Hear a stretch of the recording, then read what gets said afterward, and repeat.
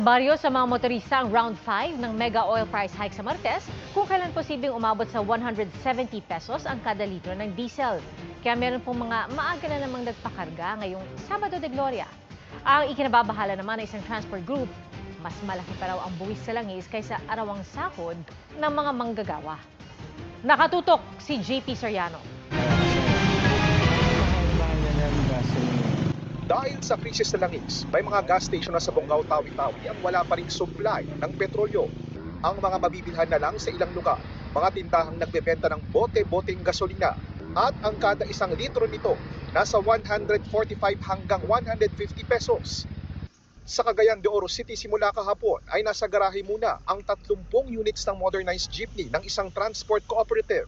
Di na raw nila kinakaya ang sobrang mahal ng langis. Halos wala na nga raw silang maiuwi dahil ang kita sa langis na lang napupunta.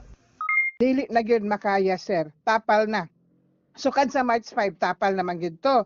So ato lang tong gisustinihan tungod kay napamantay pantapal. Pero karon hasta ang among mga reserve fund na hurot naman gyud, no? Gakahurot na. Unsaon na lang na namo ang among operational expenses kung magsige pa migpadayon.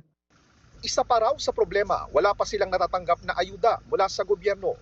Nakatakda sila makipagpulong sa lokal na pamahalaan ng Cagayan de Oro City para sa posibleng interventions na ibibigay sa kanila. Patapos na ang Semana Santa pero tila tuloy ang kalbaryo ng mga motorista.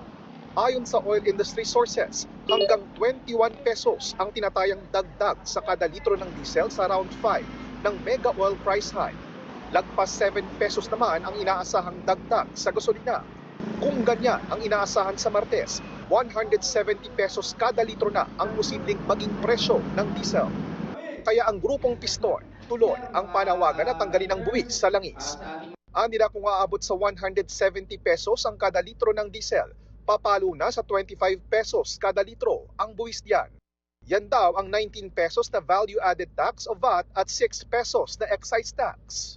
At kung susumahin daw sa average na konsumo nila sa diesel na 30 litro kada araw, aabot na raw sa 750 pesos ang babayaran nilang buwis.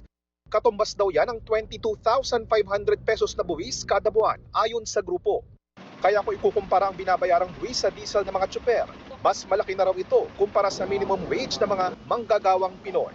Ayon sa GMA News Research mula noong July 18, 2025, nasa 658 hanggang 695 pesos ang daily minimum wage rate sa Metro Manila. Kaya ang ipinaglalaban ng grupo, mag-rollback na ng 55 pesos sa presyo ng petrolyo.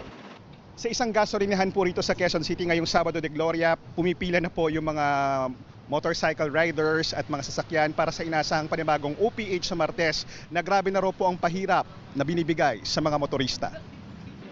Hirap na sa pagkayod ang ilang taxi driver.